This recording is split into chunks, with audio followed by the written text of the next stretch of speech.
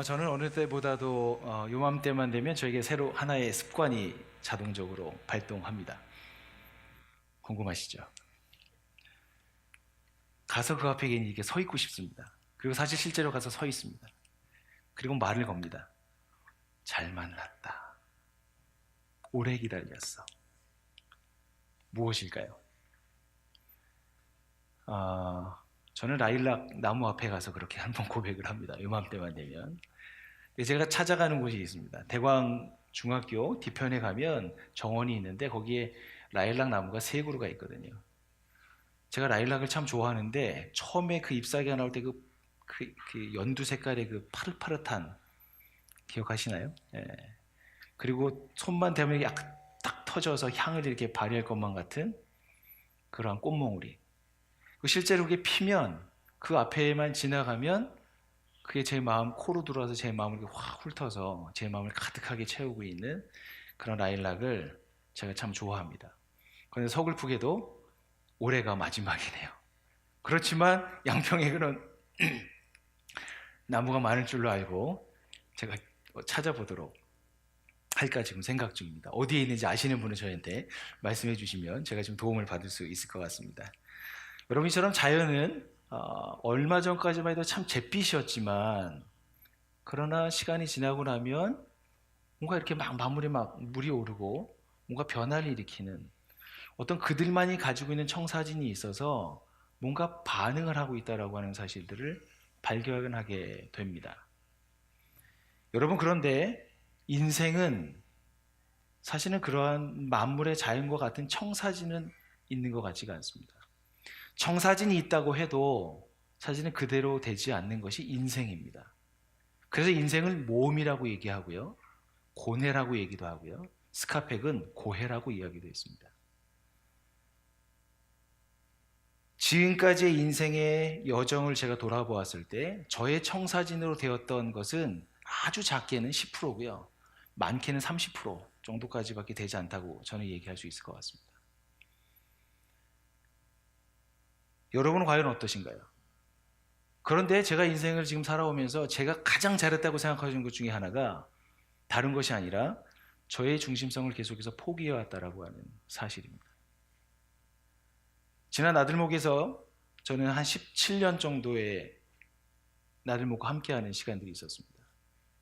그때 제 안에 해결되지 않았던, 나들목을 만나기 이전 해결되지 않았던 많은 과제들이 무엇과 연관이 있었냐면 자기 중심성과 관련이 있다는 사실들을 제가 발견하고 그것을, 그 껍질을, 그 켜켜이 쌓여 있었던 때를 벗기느라고 참 많이 돌아오기도 했습니다. 그러나 그런 시간들과 과정들을 통해서 하나님이 저를 여기까지 인도하셨습니다. 저를 여기까지 인도하셨던 것처럼 여기 함께 모여있는 우리 모든 가족들이 그러한 인생에 아마 이야기를 하실 수 있다고 생각을 하게 됩니다. 여러분, 오늘 제가 여러분과 함께 나눌 말씀은 아주 주요한 인물입니다. 자신의 청사진을 내려놓고 그를 부르신 분을 따라서 대표적인 하나님께서 주셨던 청사진을 따라서 삶을 살았던 사람, 바로 그 사람 아브라함을 함께 여러분과 나누고 싶습니다. 교회를 개척하는 첫 발을 내딛는, 첫 걸음을 내딛어서 함께 어디로 가야 할 곳은 알겠는데 어떻게 가야 할지를 두려움과 걱정과 기대, 소망이 공존하고 있는 우리들에게 하나님께서 어떻게 말씀하실지 함께 말씀을 통해서 인도함을 받기를 간절히 소망합니다. 오늘 말씀은 히브리서 11장 8절에서부터 12절에 있는 말씀입니다. 우리 같이 한번 천천히 읽도록 하겠습니다. 믿음으로 아브라함은 부르심을 받았을 때 순종하고 장차 자기 몫으로 받을 땅을 향해 나아갔습니다. 그런데 그는 어디로 가는지를 알지 못했지만 떠난 것입니다. 믿음으로 그는 약속하신 땅에서 타국에 몸붙여 사는 나그네처럼 거류하였으며 같은 약속을 함께 물려받을 이삭과 야곱과 함께 장막에서 살았습니다. 그는 하나님께서 설계하시고 세우실 든든한 기초를 가진 도시를 바랐던 것입니다. 믿음으로 사라는 나이가 지나서 수태할 수 없는 몸이었는데도 임신할 능력을 얻었습니다. 그가 약속하신 분을 신실하신 분으로 생각하였기 때문입니다. 그래서 죽은 사람이나 다름없는 한 사람에게서 하늘의 별과 같이 많고 바다의 모래와 같이 셀 수 없는 많은 자손이 태어나게 되었습니다. 여러분, 하나님께서 하나님 나라의 위대한 역사들을 계속해서 세워 오셨습니다. 그런데 하나님이 제거된 세상의 역사 이야기는 창세기 11장, 성경의 아주 처음 책인 창세기에서 11장으로 돌아가면 11장 3절에 이렇게 말을 합니다. 제가 읽겠습니다. 그들은 서로 말하였다. 자, 벽돌을 빚어서 단단히 구워내자. 사람들은 돌 대신에 벽돌을 쓰고 흙 대신에 역청을 썼다. 자, 도시를 세우고 그 안에 탑을 쌓고 탑 꼭대기가 하늘에 닿게 하여 우리의 이름을 날리고 온 땅 위에 흩어지지 않게 하자 라고 하는 말씀이었습니다. 여러분, 문명의 발생지인 메소포타미아 지역에 사실 홍수 이후에 사람들이 신할 평지에 머물렀습니다. 그것은 비옥한 곳이었습니다. 문명이 발달하기에 적합한 곳이었습니다. 거기에서 수메르 문화가 꽃피웠습니다. 그래서 첫 번째 왕국인 수메르 왕국이 시초로 거기 세워졌습니다. 이곳에서는요, 최초 문자를 썼습니다. 그리고 전차를 만들어서 전쟁을 할 수 있었습니다. 그리고 여러분 아시나요? 맥주를 만들었다고 하더라고요, 이곳에서. 그리고 학교가 있었고요, 도서관이 있었습니다. 엄청난 문화를 갖고 있었습니다. 심지어 오늘 말씀에 나왔던 것처럼 창세기 11장에 그들은 무엇인가, 무엇 위에 무엇을 놓을 수 있는 건축술이 발달되어 있었습니다. 그러니 수학도 발달되어 있었고요, 공학도 발달되어 있었습니다. 대단한 문명을 가지고 있습니다. 신기술이 개발되었습니다. 여러분 보십시오. 돌 대신에 뭘요? 벽돌을 쓰고 흙 대신에 역청을 썼다. 이것은 새로운 기술과 새로운 문명의 이기를 만들 수 있는 것들이 계속해서 생산되고 개발되고 사람들을 그곳에 이목을 집중시키고 했던 곳이었습니다. 즉 이들은 이상사회를 건설하고 있었고, 사실은 그보다 더 높은 이상사회를 건설하고자 탑을 쌓아서 하늘에 닿자, 우리들의 이름을 날리자, 우리들의 이름을 내자, 흩어지지 않도록 하자. 왜냐하면 이들은 홍수에 대한 트라우마가 있었거든요. 우린 똘똘 뭉쳐 살아야 돼. 사실은 이들에게는 언어가 하나였습니다. 같은 민족이었습니다. 소통이 잘 되었습니다. 하자 하면 되었습니다. 얼마나 잘 됩니까? 소통이 잘 되는데. 세상에서 제일 어려운 게 소통 아닙니까? 부부간에도 소통이 안 돼서 그렇게 우리가 힘들지 않습니까? 이 소통의 문제가 없는 이곳에 여러분, 사람들은 끝까지 하늘까지 닿아서 우리가 신에게까지 도전하자, 그 모험을 함께 하자 라고 하는 결단들을 합니다. 여러분, 이걸 현대로 바꾸면 무엇이라고 얘기할 수 있을까요? 요즘은 되게 유명한 게 스마트하다 라고 하는 게 좀 유행하지 않습니까? 앞으로 나올, 저는 약간 걱정도 되기도 하는데, AI가 나와서 저희들의 모든 시중을 다 들어준다고 얘기합니다. 뭔가 문명의 이가 이렇게 계속해서 발달하고 있는 것입니다. 여러분, 근데 가만히 한번 생각해 보십시오. 인간이 여러분 만족을 한다면 왜 새로운 것을 계속해서 만들까요? 여러분, 새로운 것을 뭔가 만들고 추구하고 새로운 것을 간다라고 하는 얘기는 지금 있는 곳에서 만족하지 못하고 있다는 사실들을 역설하는 말이기도 한 것 같습니다. 그래서 인간은 역사를 발전시키기 위해서 끊임없는 노력과 애를 썼고요, 더 새로운 것을 추구해 왔습니다. 그런데 하나님을 떠난 인간은 하나님 대신에 그 대용품을 찾아서 만족감을 누립니다. 하지만 조금만 지나가면 허기가 더하고요, 더 센 놈을 찾아야만 만족감을 조금이라도 더 유지할 수가 있습니다. 그것이 떨어지는 순간 그것을 유지해주고 있는 주변의 환경이 없어지는 것에 대해서 사람들은 두려워합니다. 여러분, 이런 시대에 새로운 청사진을 받았던 사람이 바로 아브라함입니다. 여러분, 위대한 역사에서 하나님께서는 아브라함을 부르셨습니다. 여러분, 사도행전 2장 2절과 3절에 있는 말씀입니다. 이것은 스데반 우리 집사님이 돌에 맞으면서 그들에게, 예루살렘에 있는 제사장들과 그 동족들에게 말했던 말씀이기도 합니다. 같이 한번 천천히 한번 읽어보도록 하겠습니다. 시작. 부영 여러분, 내 말을 들어보십시오. 우리 조상 아브라함이 하란에 거주하기 전에 아직 메소포타미아에 있을 때에 영광의 하나님께서 그에게 나타나셔서 말씀하시기를 너는 내 고향과 친척을 떠나서 어디든지 내가 지시할 땅으로 가거라. 여러분, 마지막 스데반 집사님이라고 하는 분이 가장 마지막에 설교를 할 때 그의 동족을 향해서 얘기하고 있을 때 지상 낙원과 같았었던 우르 지역에 사실은 아브라함이 살고 있었습니다. 그런데 그곳을 떠나서 가나안 땅으로 가라고 하나님께서 지시하는 땅으로 가라고 얘기했죠. 그 과정으로 가다가 어디에 머무르게 되면 첫 번째 경유지가 하란이었습니다. 하란에 머물러서 그는 정착을 했습니다. 여러분, 하란이라고 하는 것은 금빛 이삭이라고 하는 뜻을 갖고 있는 곳입니다. 그 정도로 여러분 비옥하고요, 풍요롭고요, 삶이 보장된 지역이었습니다. 여러분, 그곳은 무역이 발달되어 있었습니다. 여러분, 아브라함은 이 무역에 능했던 것 같습니다. 기록에 의하면 아브라함은 무역상을 통해서 6년 동안 큰 성공을 거뒀다고 얘기합니다. 즉 이민을 했는데 이민자로서 거기에서 성공을 거둔 정착자가 되었던 것이었습니다. 그런데 하나님께서 그곳에 성공을 거두고 있었던 이 아브라함에게 어떻게 말씀하냐면 너는 거기를 떠나서 하나님의 부름을 받고 있는 곳으로 다시 떠나가라라고 말씀을 합니다. 창세기 12장 5절은 이렇게 말합니다. 아브라함은 아내 사레와 조카 롯과 하란에서 모은 재산과 거기에서 얻은 사람들을 거느리고 가나안 땅으로 가려고 길을 떠나서 마침내 가나안 땅에 이르렀다. 여러분, 정착하고 있었던 6년 동안 삶을 살고 있었던 곳, 문화와 먹거리와 보고 싶었던 여러 가지 환경들을 만나고 있었던 이웃들과 그런 것들 모든 것들도 내려놓고 또 떠나야 되는데 여러분, 그게 쉬운 일이었겠습니까?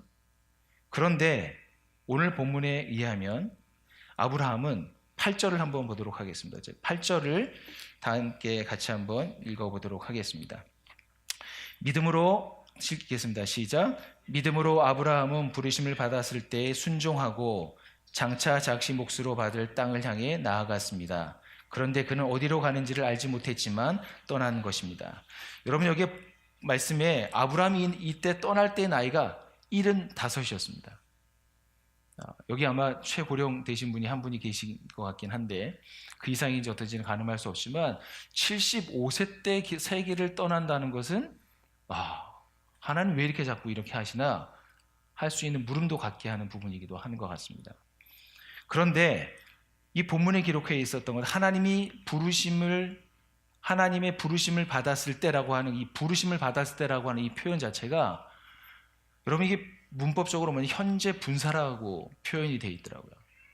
근데 이것은 무엇이냐면 부르심을 받았을 때 즉각 응답해서 떠났다라고 얘기하는 것입니다.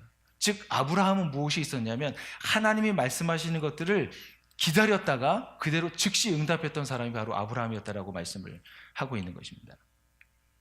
아브라함은 하나님의 명령에 순종하는 것을 통해서 자기가 지금 보장되진 않지만 장차 받을 몫을 향해서 나아가고 있었던 것이었습니다. 여러분, 창세기의 맥락에서 보면 이 창세기라고 하는 맥락에서 보면 아브라함은 우르에서 하란에서 가나안 땅으로 가면 얘가 종착지인 것이 많습니다. 창세기의 관점에서 보면요. 근데 히브리서의 관점에서 보면 여기 가나안은 종착지가 아니라 경유지라는 것을 알게 됩니다. 그것은 무슨 의미일까요? 여러분, 히브리서 11장 10절에 있는 말씀 같이 한번 읽겠습니다. 시작. 그는 하나님께서 설계하시고 세우실 튼튼한 기초를 가진 도시를 바랐던 것입니다. 여러분, 지금 완성되지 않았지만 이 아브라함은 무엇을 기다리고 왔다고 얘기하냐면 하나님께서 설계하시고 세우실, 아직 세워지지 않았습니다. 세우실 미래입니다. 미래. 설계하시고 세우실 튼튼한 기초를 가진 도시를 소망하면서 나아갔다고 이야기하고 있습니다. 오늘 본문에 읽지는 않았지만 11장 16절에는 이렇게 말씀합니다. 이 본문도 같이 한번 읽겠습니다. 시작. 그러나 사실은 그들은 더 좋은 곳을 동경하고 있었던 것입니다. 그것은 곧 하늘의 고향입니다. 그래서 하나님께서 그들의 하나님이라고 불리는 것을 부끄러워하지 않으시고 그들을 위하여 한 도시를 마련해 두셨던 곳입니다. 여러분, 지상에 있는 땅이 아니고요, 하늘에 있는 도시를 아브라함은 소망하고 그것을 향해서 나아가고 있었다고 말씀을 하고 있습니다. 여러분, 사실 현재 아브라함이 이 말씀을 들었을 때보다 저희가 훨씬 더 유리한 조건에 있습니다. 왜냐하면 저희는 예수 그리스도를 통해서 우리에게 주어진 특권이 무엇인지 훨씬 더 많은 정보를, 하나님에 대한 지식을, 하나님의 나라에 대한 놀라운 비밀들을 저희는 너무 많이 알고 있습니다. 우리는 신약을 살고 있는 성도들이기 때문입니다. 곧 내가 받아야 될 몫이 이 땅에서만 있는 것이 아니라 다가올 하나님의 나라에 있다라고 하는 것을 저희는 잘 알고 있는 사람입니다. 여러분, 아브라함이 보았던 것보다 더 가까이 약속의 땅에 저희는 더 가까이 왔다는 사실들을 믿음으로 받아들이시기 바랍니다. 이것이 우리에게 믿음의 내용이고 이것이 우리들을 이주해서 하나님이 부르시는 땅으로 즉시 나아갈 수 있는 비결이 됩니다. 아브라함은 분명히 기업의 상속자였고 평생 그렇지만 실체 없는 약속을 따랐습니다. 그러나 그가 살았던 삶은 나그네로 살았지만 믿음의 본질인 하나님께서 허락하실 그 도시, 하늘의 도시를 소망하는 데는 주저함이 없었습니다. 그것을 공동의 상속자로서 받은 것을 소망하면서 그의 자녀들이었던 요셉과 이삭에게 함께 장막에 살면서 그것을 소망하며 살았던 것이었습니다. 여러분, 첫 번째는 아브라함이 받았던 것은 땅이었습니다. 여러분, 저희는 이 양평 땅에 함께 부름을 받았습니다. 여러분, 어떤 약속을 지금 받고 이 자리에 함께 계십니까? 약속이 없는데요? 느끼실 수도 있을 것 같습니다. 그러나 내가 모르는 거죠. 하나님 우리에게 이미 약속하셔서, 우리에게 허락하셔서 이 자리에 저희들을 두셨습니다. 그것들을 보게 될 날이, 확인할 날이 저희가 있게 되기를 간절히 소망합니다. 두 번째는 자손에 대한 약속을 하나님께서 허락해 주셨습니다. 여러분, 11절에도 보면 믿음으로라고 하는 단어가 나옵니다. 9절에도 보면 8절에도 보면 믿음으로 아브라함은 이라고 나오고요, 11절에도 보면 믿음으로 사라는 이라고 하는 말씀이 나옵니다. 여러분, 이 믿음으로가 처음으로 거의 주어처럼 여겨지고 있는 것들을 잘 보시면 좋겠습니다. 사실은 사라는 하나님께서 너가 아들을 낳을 거야 라고 얘기했을 때 창세기 말씀을 보면 웃었다고 얘기합니다. 사실 하나님께서 말씀하셨던 것에 웃었다라고 하는 얘기들은 하나님 앞에 불경할 수도 있지만 믿음의 사람이라고 얘기할 수 없을 수도 있습니다. 그런데 히브리서를 기록하고 있는 이 저자는 사라의 그런 반응에 대해서 그것만 짚어놓는 것이 아니고요, 사라의 인생의 전체를 보았을 때 그때는 웃었지만 그러나 사라가 90세가 되었을 때 하나님께서 아들을 낳게 하실 것이라고 하는, 사실 아들을 낳았고요, 즉 아들을 낳은 것을 통해서 사라는 처음엔 믿음 없는 반응을 했지만 그러나 그는 결국 하나님의 믿음으로 말미암아 하나님께서 약속해 주셨던 아브라함의 첫 번째 씨를 출산하게 되어지는 신실함을 보였다라고 말하는 것입니다. 여러분, 이 말씀을 볼 때 때로는 우리는 하나님의 약속을 붙들고 나갈 때 실수할 때가 있습니다. 아, 이거 될 것인가? 의심할 때도 있고요, 안 되잖아 절망할 때도 있고요. 그런데 여러분, 하나님은 우리의 어떠함과 상관없이 하나님께서 계획하셨던 일들을 하나님께서 지금도 행하시고 계십니다. 그래서 여러분 12절 말씀에 보면 이렇게 말합니다. 대조가 나오는데요, 아브라함은 죽은 사람이라 다름없는 자, 그리고 거기서 한 사람이라고 얘기합니다. 사실은 아브라함은 나이가 많기 때문에 여기서 죽은 사람처럼 됐다는 얘기는 인간의 목숨이 없어지는 게 아니라 출산할 수 없을, 생산할 수 있는 능력이 사라졌다라고 얘기하는 것입니다. 근데 그 한 사람인데요, 그 뒤편에 보시면 하늘의 수많은 별들, 바닷가에 셀 수 없는 모래처럼 자손이 많아졌다라고 이야기합니다. 여러분, 이것은 무엇을 얘기하냐면 인간으로서는 이해할 수 없는 것, 즉 죽은 것 같이 아무 능력이 없는, 생명력이 없는 곳에서 어떻게 해요? 생명을 셀 수 없이 많이 나타내시는 하나님의 주도적인 일하심들을 이 아브라함을 통해서 히브리서는 우리에게 말씀하고 있습니다. 우리에게 이러한 믿음의 눈들이 열려지게 되기를 간절히 소망합니다. 여러분, 아브라함의 사라의 믿음은 불가능해 보이는 약속이었지만 그것을 실체로 실현하는 결과를 가져왔습니다. 그래서 그들의 믿음은 입증되었습니다. 여러분, 우리에게도 이 약속이 불가능해 보이는 것들이 있을지도 모르겠습니다. 여러분, 제가 듣기로 한 3년 전에요, 여기 계신 분들 중에 양평에도 나들목 교회가 생겼으면 좋겠다 하는 그런 꿈을 꾸신 분들이 있으시다는 얘기를 제가 들었습니다. 몇 분이 그런 생각을 하셨는데, 사실은 그 얘기를 할 때 그게 되겠나? 그게 될까? 뭐 이런 이야기들을, 그런 마음이 품었던 얘기들이 있었다고 얘기합니다. 그런데 여러 과정들을 통해서, 우여곡절을 통해서 지금 여기가 이곳에서 나들목 양평교회라고 하는 이름을 함께 모여있지 않습니까?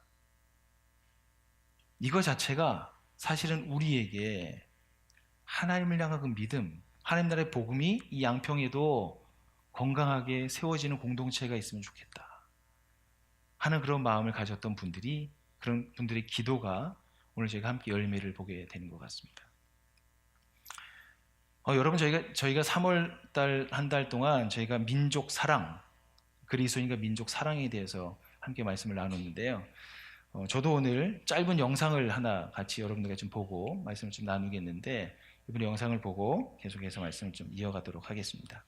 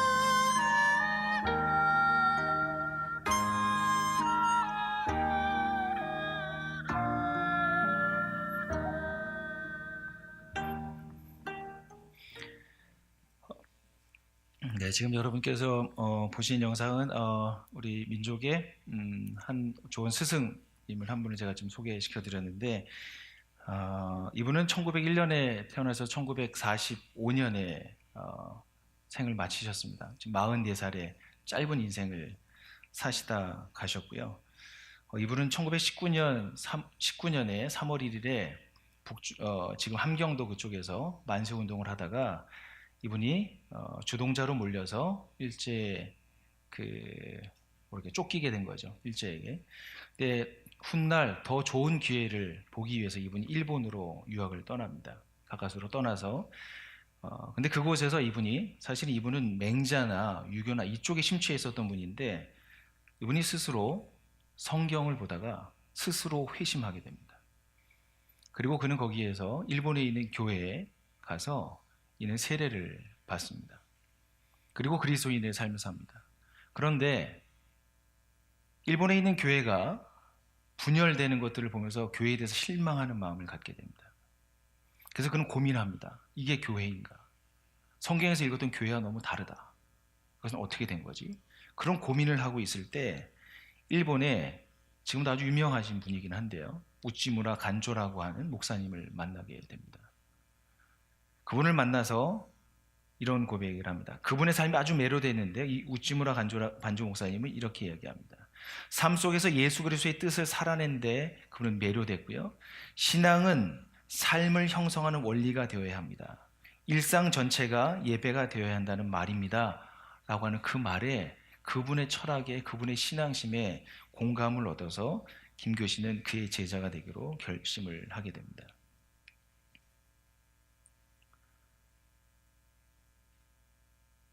즉, 더 나아가서 우찌무라 간조는 개인 신앙만이 아니라 이 신앙이 있다면 역사 앞에서, 사회적 책임 앞에 부끄러워하지 말아야 한다라고 하는 예언자적인 메시지를 전하면서 이 김교신은 훨씬 더 그에게 매료가 되고요, 그를 따르길 원합니다.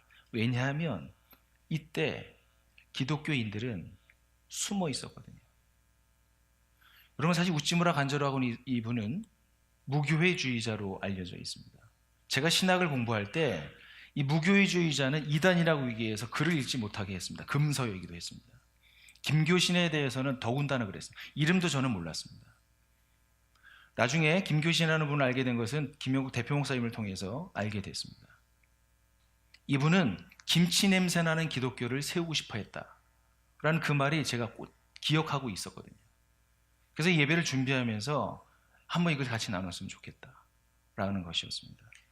이 김교신 선생님이 이렇게 얘기했습니다. 신앙과 삶과 역사가 기독교인이라면 일치해야 합니다. 참된 신앙인은 참된 시민으로서 살아갑니다. 역사 앞에 부끄럽지 않게 살아갑니다. 그러면서 예언자적인 메시지를 김교신도 그와 함께하고 있는 사람들에게 전했습니다. 여러분, 무교회주의라고 얘기했을 때 오해할 수도 있어서 제가 잘 말씀드리면 잘 들으십시오. 무교회주의는 교회를 없을무 교회를 없애겠다라고 하는 사람들이 아닙니다. 무교회주의자들이 생각했었던 이 교회는 그 시대가 나왔었던 어떤 산물이라고 할까요? 여러분, 사실 신학은 그 시대로부터 나오는 산물이기도 합니다. 그래서 시대가 바뀌면 신학이 바뀝니다. 그 당시에 우리는 일제가 우리나라를 지배했잖아요. 폭압했잖아요. 신사참배를 강조했잖아요. 신앙이 있다라고 얘기하면 일제히 끌려가서 죽었기 때문에 사람들은 어디로 가냐면 밖으로 나간 게 아니라 교회 안으로 몰려들었습니다. 신앙을 지극히 개인화시켰습니다. 교회 안에 신앙으로 가뒀습니다. 그래서 교회 안에서 뭔가 뜨겁게 일어나는 부흥회에 참여하게 되고요. 그 결과 부흥이 일어나기도 했습니다. 거기에서 선한 것들도 있었습니다. 하지만 그때부터 어떻게 됩니까?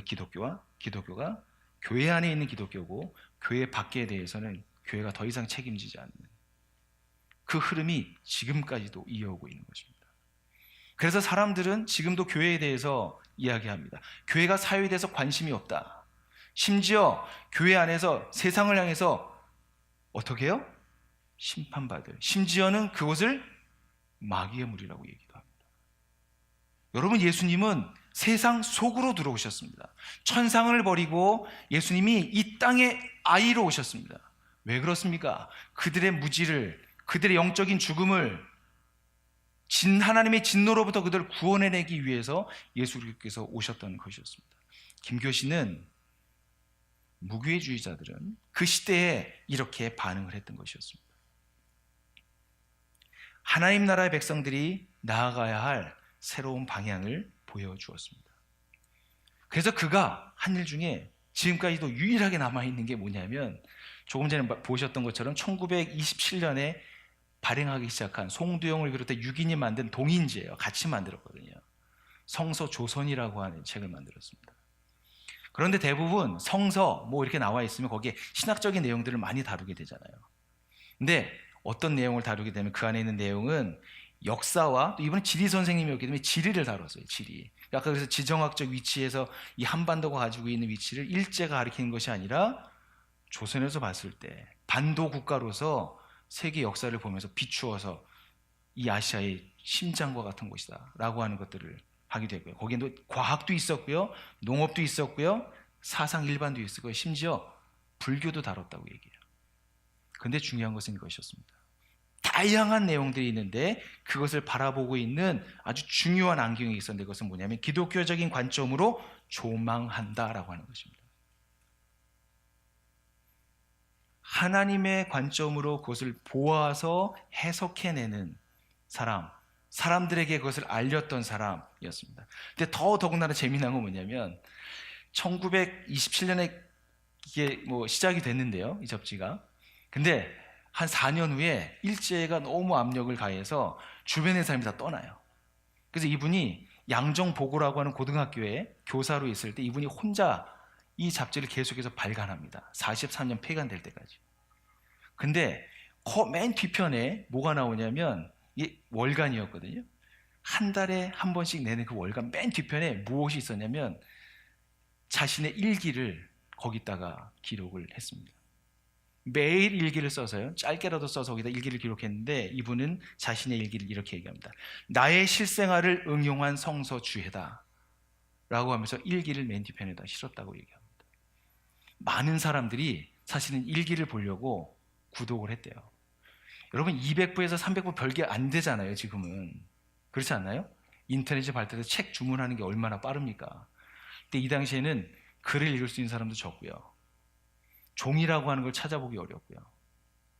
그렇기 때문에 여기서 200에서 300이라고 하는 사람들은 지도층에 있는 사람들을 이야기합니다. 그래서 이분에게 영향을 받았던 많은 사람들이 있었는데요. 여러분, 농학사 유달령 선생이라고 하는 분이 있고요, 그 다음에 아동문학가 윤석중 선생님이라는 분이 있고, 여러분 잘 아시는 장기려 박사님도 이분의 영향을 받았습니다. 심지어 목사님 중에는 그 소록도를 세웠던 손양원 목사님도 이분의 아주 애독자였다고 이야기합니다. 아까 보았던 것처럼 손기정이라고 하는 그 선수는 선생님의 인물 생각만 해도, 얼굴만 보아도 마음이 가득 찬 것처럼 큰 대스승이 바로 이분이었습니다. 이분은 목사도 아니었습니다.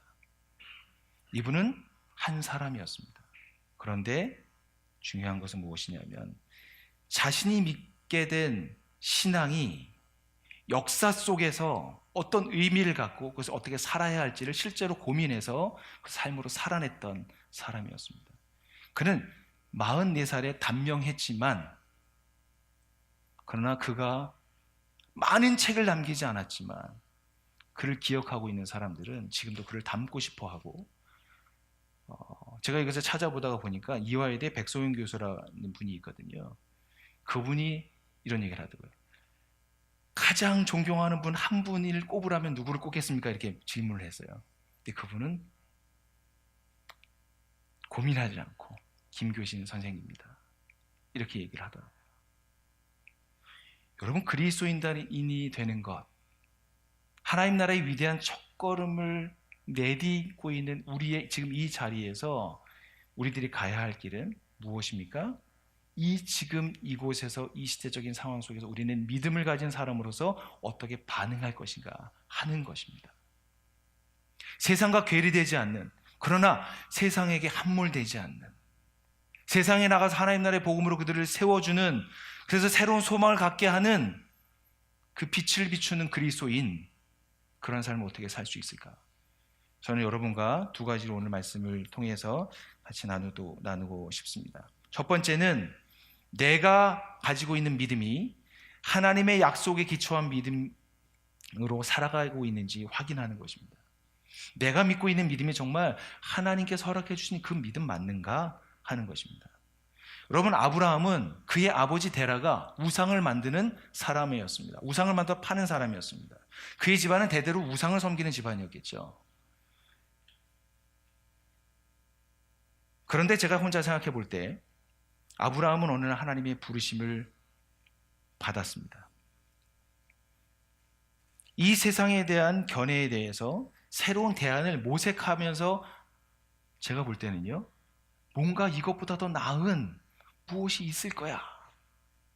이 세상에 함몰되지 않고 새로운 소망을 갖고 있는, 내 삶 전체를 붙들고 있는 무엇인가가 있었을 거야 라고 하는 아브라함은 찾는 이였다고 저는 이 말씀 묵상하는 가운데 생각이 들었습니다.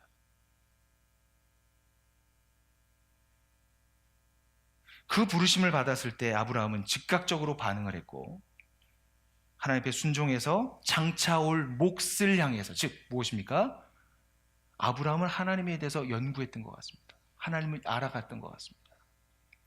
바벨탑이 쌓아지는 이상국가가 세워지는 곳에서도 하나님에 대한 믿음을 갖고 있었던 사람들이 그 가운데 있어서 어떻게 알려주는지 모르겠지만 신비한 방법으로도 알려줄 수도 있을 것 같기도 합니다.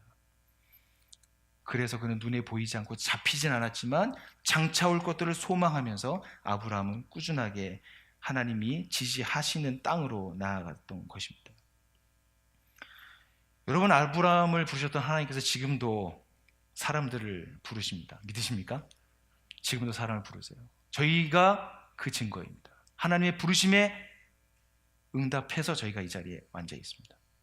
이것은 하나님의 전적인 은혜이기도 하고요, 한편으로는 우리의 전인격적인 반응에서 나온 결과입니다. 여기에서 중요한 건 우리의 반응이 중요한 게 아니고요, 하나님이 어떤 일을 하셨는지에 대한 것이 중요합니다. 이것이 믿음의 내용입니다. 그런데 우리는요, 여기에서 아주 일부분만 맛보았을 뿐입니다. 예수 그리스도를 믿는 자들은 하나님께로 나아갈 수 있다라고 하는 그 복음을 받아들여서 믿고 그리스도인이 되었습니다. 그런데 그게 전부가 아닙니다. 그것은 시작입니다. 하나님의 무궁한, 알 수 없는 그 세계로 하나님 우리를 지금도 초대하고 계십니다.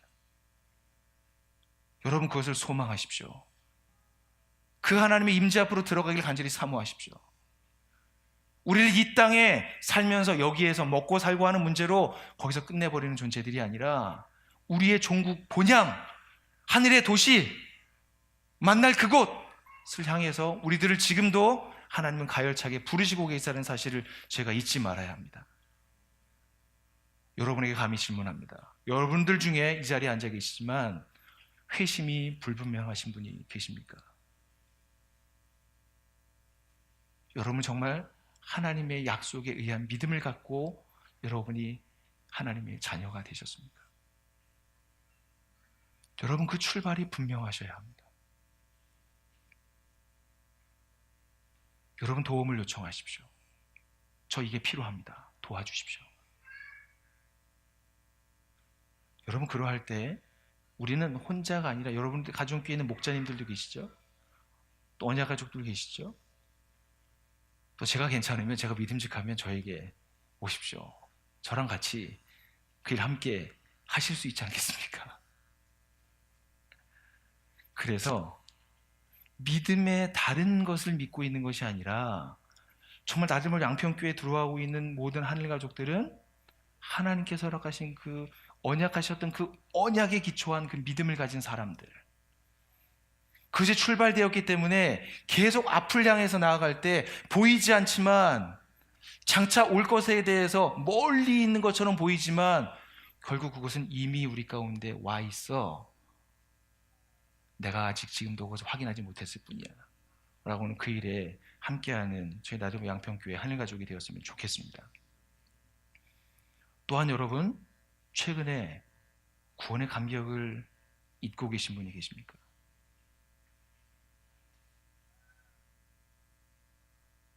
여러분에게 제가 겁을 주려고 하는 것도 아니고요, 제가 여러분을 힘들게 하려고 하지 않습니다.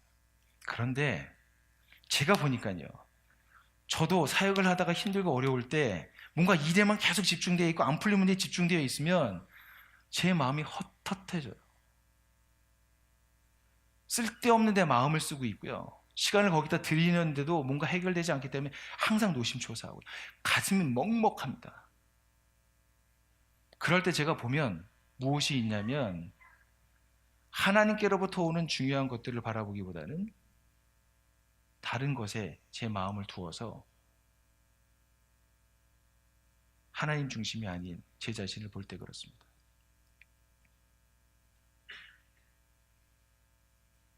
내 삶을 추동하고 있는 것이 하나님의 언약의 말씀인가? 그 외의 대용품으로 내 자신을 채우고 있는가 하는 것을 통해서 우리 자신을 성찰해야 합니다. 여러분, 제가 말씀드리는 것을 오해하지 마십시오. 겁주려고 하는 것이 아니라 여러분 이미 하나님의 나라가 임했습니다. 믿으십니까? 하나님의 나라가 이미 임했고요, 완성될 그 나라를 우리는 기다리고 있는 사람입니다. 아직 완성돼서 보이지 않지만 장차 몫으로 받을 아브라함보다는 훨씬 더 가까이 그 가운데 와 있는 사람들이라고 하는 것을 저희는 놓치지 말아야 합니다.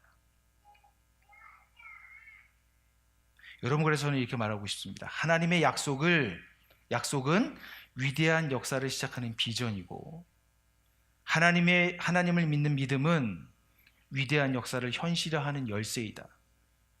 위대한 역사를 설계하고 견고한 기초를 완성하실 하나님은 역사의 완성자이시다 라고 하는 것입니다. 두 번째 여러분과 나누고 싶은 메시지는 공동의 상속자로 다음 세대를 준비시켰으면 좋겠습니다. 여러분 9절에 보면 아브라함은 같은 약속을 함께 물려받은 이삭과 야곱과 함께 장막에서 살았습니다라고 하는 표현이 나옵니다. 여러분, 같은 약속입니다. 아까 저희들이 처음에 이 아이들을 앞에 우리가 세웠잖아요. 이 아이들에게 여러분 우리와 같은 믿음의 세대, 믿음의 다음 세대가 되자고 같이 저희가 축복했잖아요. 이거 되게 중요한 표현입니다. 아브라함은 그의 자녀들이 같은 약속을 받은 자로서 여기고 그렇게 가르쳤고요, 그와 장막에 살았습니다. 장막은 옮겨 다니는 거잖아요.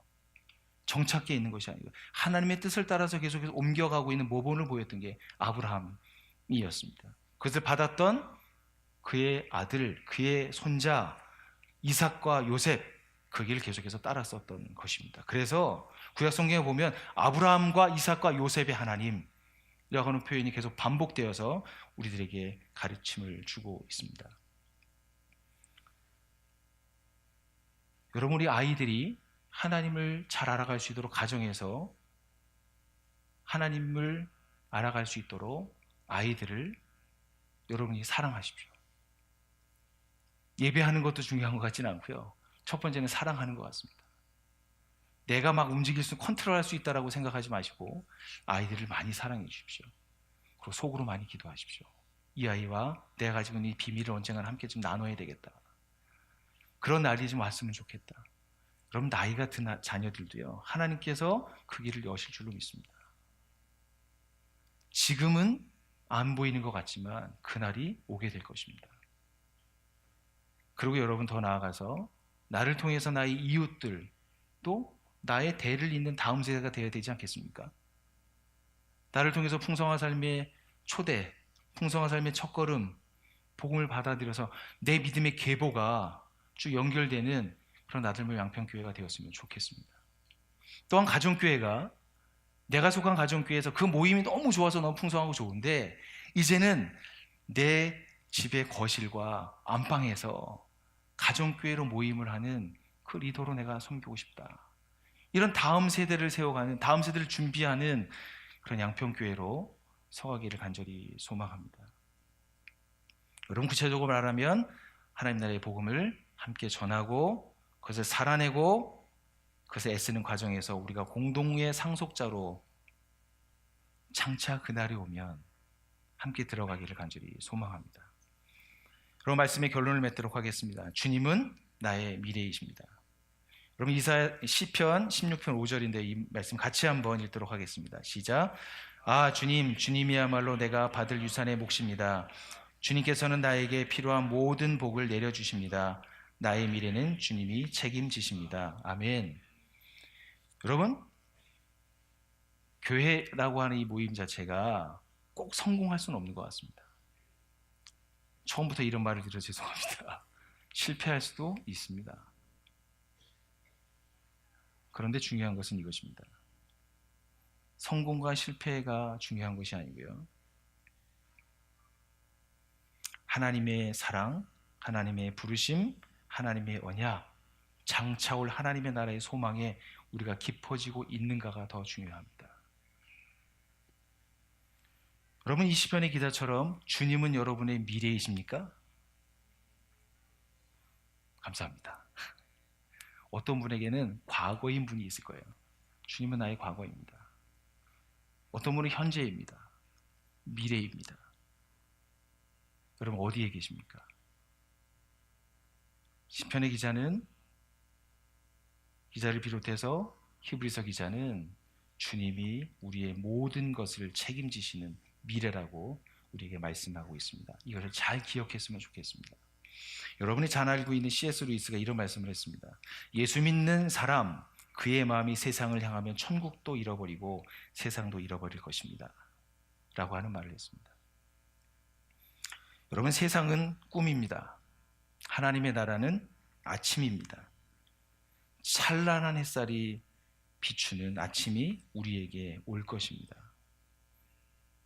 모든 준비가 끝나면 우리 주님이 다시 오셔서 세상을 끝맺으시고 그의 백성들을 다 모아서 주의 혼인잔치에 함께 거두실 줄로 믿습니다.